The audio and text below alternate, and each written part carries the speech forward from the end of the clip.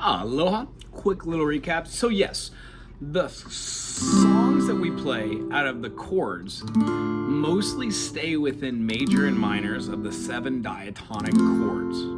Meaning, if we're in the key of C major, the 7 chords that we'd have would follow as such. We'd have a C major, we would have a D minor, we would have an E minor, an F major, a G major, a A minor, and a B diminished. Now each one of those is a 1, 2, 3, 4, 5, 6, 7, 1 of the chord. The first interval is the root note. It's going to be the C. The 2 is the D, but not only is it just the C major to the D minor, but it's also the second note in our modal structure, meaning C Ionian has D Dorian. Then it has E Phrygian. E Phrygian correlates with E minor. So the next one would be F major. Now F major we call F Lydian because the F to the G is a whole step, G to the A is a whole step, and A to the B is a whole step. The reason why we didn't go to B flat is because B flat is reserved for the key of F and D minor. When we play that B flat note, we have changed the 1, 2, 3, 4, 5, 6, 7 to a flat 7. In the key of C, that's called Mixolydian. And the reason why is the steps that it takes to go from C to D is a whole step. D to E, whole step. E to F, whole step. F to G, that was a half step. C to D is a whole step. D to E is a whole step. E to F is our naturally occurring half step. Then we have a whole step, and then a whole step. So if we were to flatten that last one to a flat, it would make it a half step in lieu. So the spelling for a Mixolydian is whole step, half step, whole step, half step, whole step. We just shift around the variances of the whole half, whole half to different places. Those are our intervals. So no matter where we do that, whether going on one string and following that all the way up or going horizontally. For in case in point, if we played an open E, 2nd fret played the F sharp, 4th fret played the G sharp, 5th fret played the A, 7th fret played the B, 9th fret played the C sharp, 11th fret played the D sharp, and then played the half step again, we would find that our half steps are from the 7th to the 8th, or our 7th scale position to our resolving 1, the root, and from our 3 to our 4, which is our 3rd interval to our 4th interval, all correlating to E major, F sharp minor, G sharp minor, A major, B major, C sharp minor, D sharp diminish, and then right back to our E major. That's going horizontally, but what we've been trying to do is go vertically. So when we have open 2, 4, open 2, 4, 1, 2, we have E, F sharp, G sharp, A, B, C sharp, D sharp, and then E again.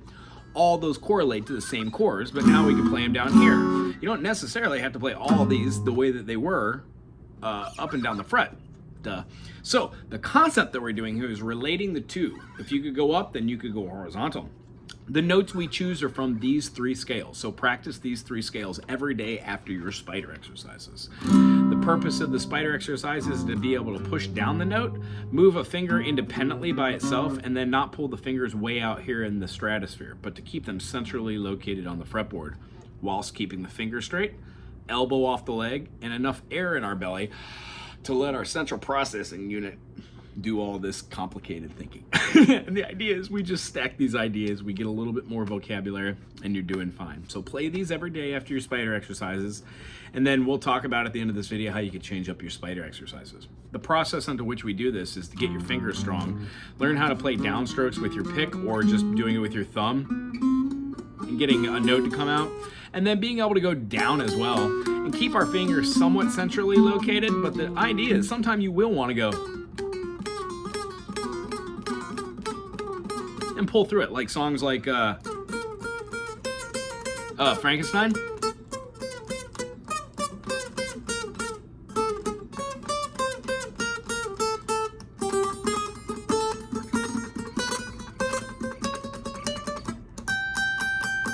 That's all that end part is for Frankenstein.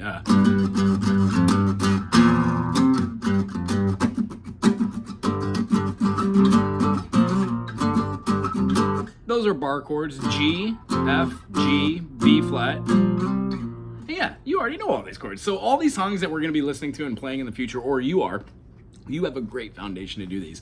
All the notes that are used in all these scales and chords, they're a part of a 7 diatonic. Here's C majors, the aforementioned C, D, E, F, G, A, B, C. That was from our 3rd finger. When we use our 2nd finger and play the C, we omit the 1st fret and the open, and we play 3rd fret, 5th fret, 2nd fret, 3rd fret, 5th fret, 2nd fret, 4th fret, 5th fret, all corresponding fingers. Now we play that C with our 1st finger to get a C at the 3rd fret, D at the 5th fret, E at the 7th fret, F at the 3rd, G at the 5th, A at the 7th. Then we're going to have a B at the 4 and resolve half step to our C. This second one could also be played with our 1st finger, 2nd finger, 4th finger, but then you'd have to jump back for that, so it seems like it's an improper movement. However, there aren't really improper or proper movements, just what leads you to the next place. Hence,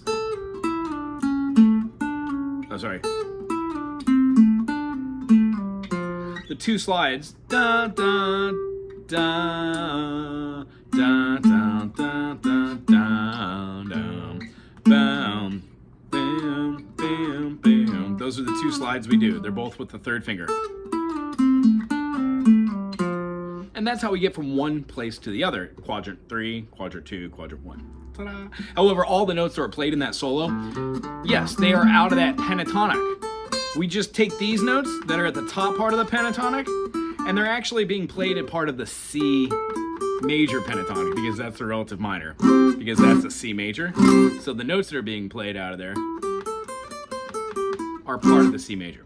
So when we're looking at A minor pentatonic, it's also a C major pentatonic. Whatever a minor third away is from your finger, that's your root note of your major relative pentatonic.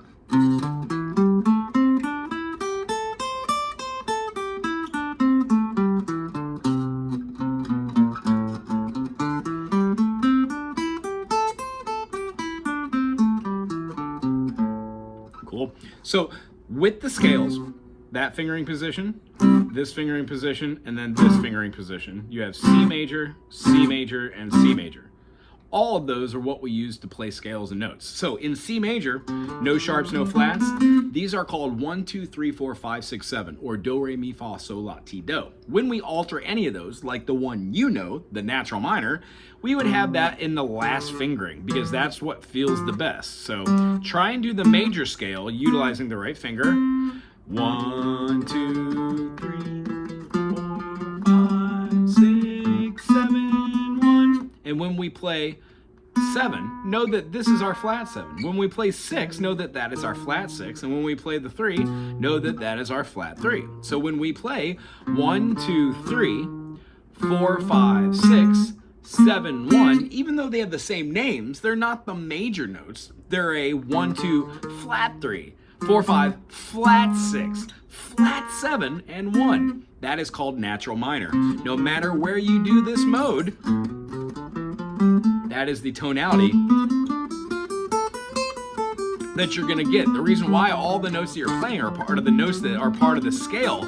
So this right here, playing this chord, we would have A, B, C, D, E, F, G, A, B, C, D, E, F, G, A, B. Same way that you showed it. Absolutely. So the concept is, you don't just play them from top to bottom. That's to get used to where the notes are. Then you would play something like so